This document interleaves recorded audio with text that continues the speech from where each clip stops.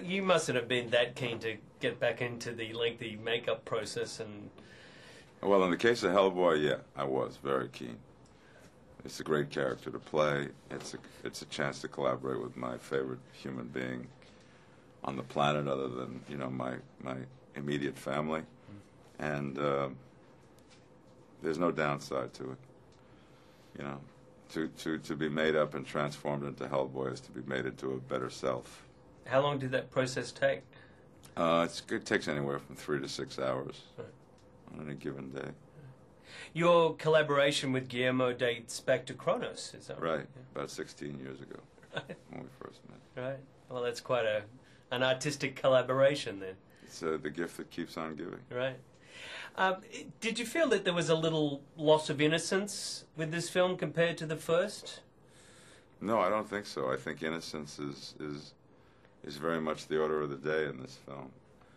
I think that to pit, the people who represent the fairy world against the people who represent the people world, and to begin to explore what is really pure and innocent, and which one is more human, the humans or the non-humans. That's a sweet, innocent exploration, as far as I'm concerned. Well, it's kind of an epic battle, isn't it? Yeah, it lacks cynicism. It lacks it's very childlike in its sort of questioning manner. Right. There seems to be a far more detailed and richer mythology in this one. The villains aren't just nasty Nazis, but they're mythological as well. Right, and the point that they're making, the argument that they're making, is not black or white. It lies right in the middle, and there's merit to it if you look at it from their point of view, and it sort of resonates inside of Hellboy's consciousness to the degree where he makes a life-altering choice at the end of the film. So yeah, it's much more complex than Hellboy 1, right, but also very, very, very primal in the questions that it's asking. Right. Well, how do you think Hellboy evaluates this crisis of conscience? Well, it's grist for the mill, and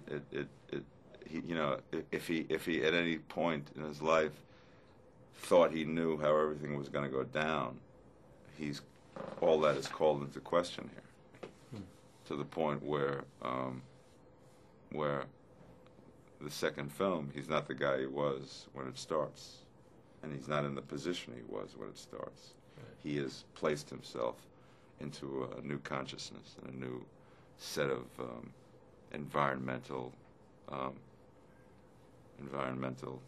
You finish the sentence, because I'm out of words here. Okay. No, I was just saying that... circumstances. Yeah. Well, he's no longer as reluctant, I suppose. Is that correct? Maybe. Yeah. Okay. Let's move on to something lighter. The relationship with Liz obviously is established now. It's not hinted at. They cohabit. They cohabit. They cohabit and they cohabitate, both at the same time. Which, if you think is easy, shit.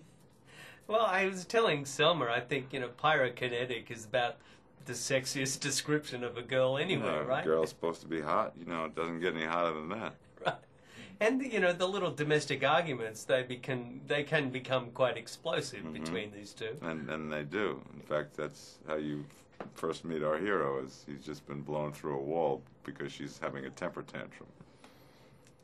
Makes it interesting. Yeah, it's a little different. Yeah. It takes the Bickersons to like a new level. Right. Selma resented that I called Liz shrill in this film. Really? She called Hellboy a bit of a baby, actually. Really? You got to be careful. I know. She can't kick your ass. That's true. Yeah. I'd be afraid of that. I'm here to tell you. Guillermo has spoken about this film, and coming off Pan's Labyrinth, about I think he called it the melancholy sense of loss of fantasy and things.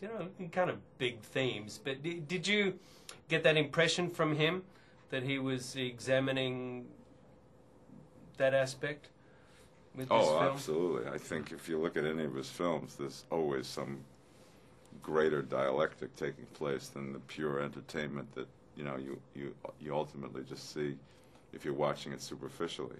And there's plenty to entertain you in his films, but there's always a greater issue that underlines the discussion.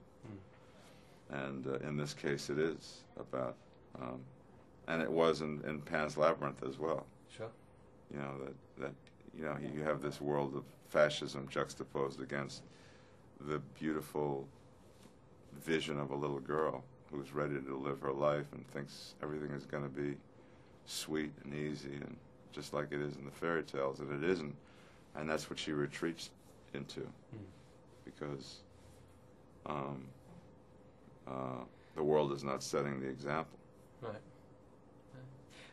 The Prince Nuada in this film, he's quite a formidable foe, and there seems like, as you mentioned earlier, it's sort of an appropriate rivalry here, and with solid arguments on either side, and Right. Perhaps a respect between them. Right, and that's why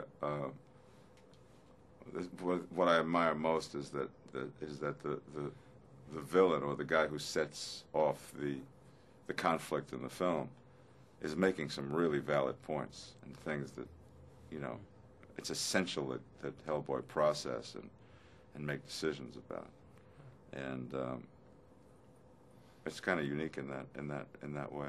Right. It was kind of nice to see Abe Sapien And get love, a little fish action. getting a little, right? Yeah. Spawning. Although, I'm quite confused about the mechanics of... Right, I think so is he. Yeah. But that's why he's got his big Red, to give him a couple of beers and a few condoms, and, a couple of pointers. No pun intended, yeah. No. How do you know they weren't intended? That's true. Thanks for your time. Pleasure. Cheers.